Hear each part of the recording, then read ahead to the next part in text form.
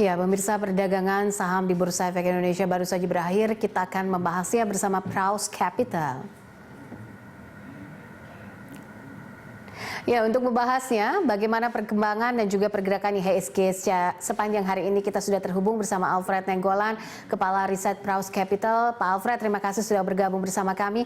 Hari ini kabar gembira karena ternyata IHSG juga terus menembus ke zona hijau, termasuk juga Bursa Amerika di tengah kondisi dan juga ketegangan yang terjadi di global serta dinginnya antara AS dan Tiongkok. Menurut Anda apa yang menjadi katalis positif sehingga kita bisa terus melanjutkan penguatan? Ya, memang bahwa rally yang sudah terjadi kurang lebih hampir 10 hari berturut-turut ini, pasar kita diyakinkan oleh dua hal. Yang pertama tadi, penguatan bursa secara keseluruhan ya, baik itu bursa Eropa dan juga bursa Amerika. Yang kedua, dalam 3 hari ini ternyata asing mencatatkan net buy yang cukup signifikan. Bahkan hari ini net buy asing di atas 1 triliun. Ini besaran yang tertinggi sepanjang tahun ini, dan rally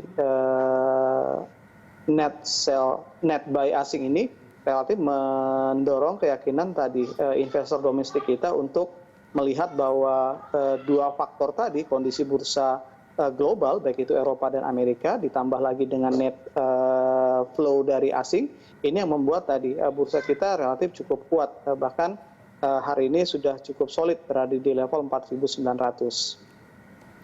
Oke, ini agak menarik ketika hari ini kita mendapat informasi bahwa saham dari BTN menunjukkan penguatan yang cukup signifikan. Apa yang menyebabkan sehingga saham dari BBTN bisa naik?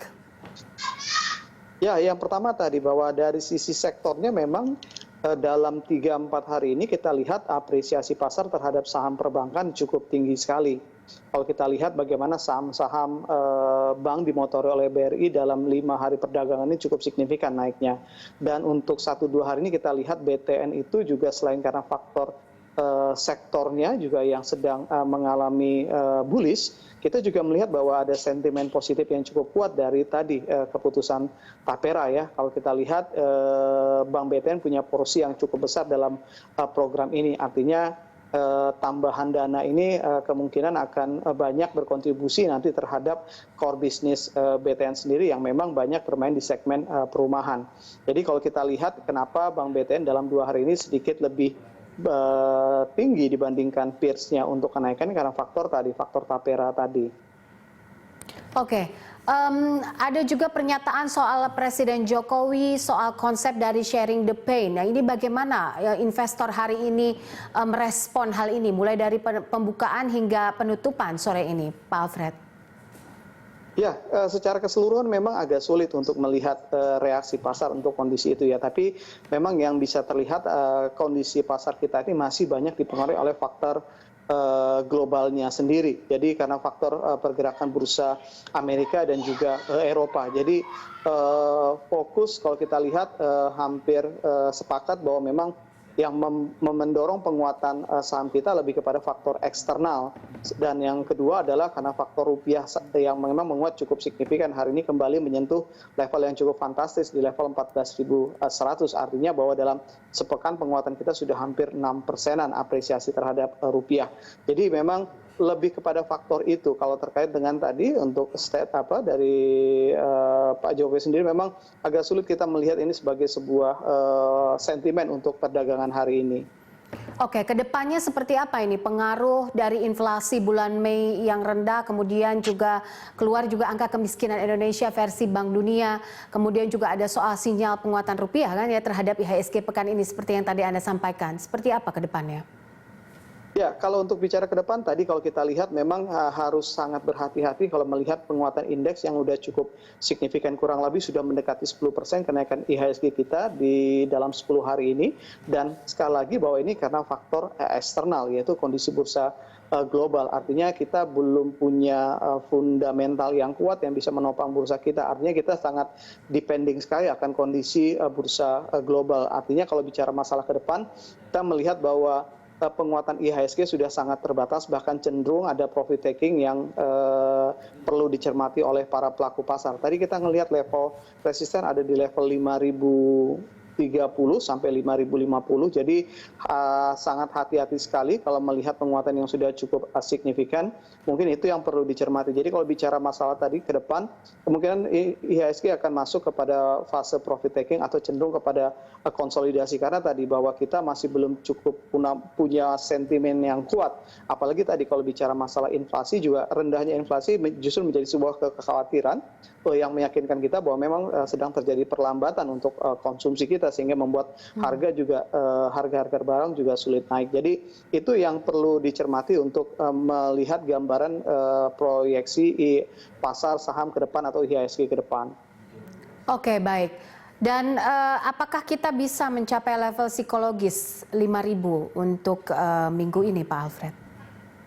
Ya, kalau melihat sampai hari ini bagaimana bursa Eropa masih terus menguat, bahkan kalau kita lihat indeks future bursa Amerika juga masih dalam teritori positif, besar peluang kita masih bisa mendekati level 5.000 atau menyentuh level psikologis 5.000. Tapi ya tadi kalau kita lihat bahwa sentimennya masih tetap sama, tadi bursa global dan juga kemungkinan laju foreign buy yang kemungkinan juga akan masih berlanjut sampai di akhir pekan ini.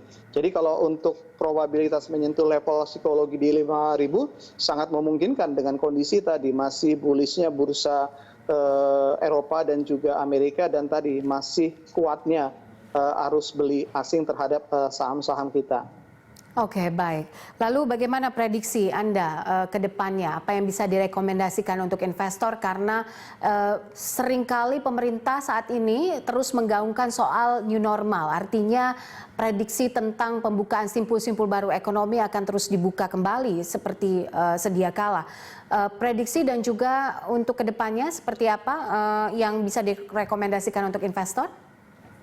Ya, mungkin yang tinggal kita cermati adalah data-data kuartal kedua ya, baik itu data makro dan juga data-data emiten, khususnya tadi performa emiten kita di kuartal kedua. Tinggal itu yang memang dicermati oleh pelaku pasar. Kalau bicara masalah pandemi COVID, sepertinya juga sudah bergeser ya, artinya fokus pasar tinggal bicara masalah shock ekonomi yang disebabkan oleh pandemi COVID. Jadi kalau melihat kondisi itu, tadi kita mengantisipasi adanya kejutan dari data-data ekonomi. Kalau bicara masalah rekomendasi, kalau kita lihat tadi bahwa sektor-sektor yang masih cukup solid mungkin relatif cukup aman, tapi dalam kondisi level IHSG yang sudah mulai mendekati level psikologi ini, mendekati level resisten ini, mungkin mulai mengurangi tadi optimisme untuk masuk ke saham. Mungkin bagi yang trading mungkin lebih banyak tadi mulai pelan-pelan melakukan aksi profit taking, karena kita melihat bahwa kejutan dari data ekonomi kuartal kedua kemungkinan akan bisa menjadi katalis negatif yang cukup kuat untuk menjadi alasan pasar melakukan profit taking. Dan yang kedua, faktor bursa global itu Amerika dan juga Eropa relatif juga bisa dibilang masih belum cukup solid kalau melihat kondisi geopolitik dan kemungkinan masih banyaknya tadi kondisi-kondisi antara hubungan Amerika-Cina yang bisa saja tadi menjadi alasan, menjadi faktor pengoreksi untuk bursa global, baik itu Amerika dan juga Eropa. Baik, Pak Alfred, terima kasih untuk analisanya dan juga waktunya bersama kami. Alfred Nainggolan, Kepala Riset Praus Capital.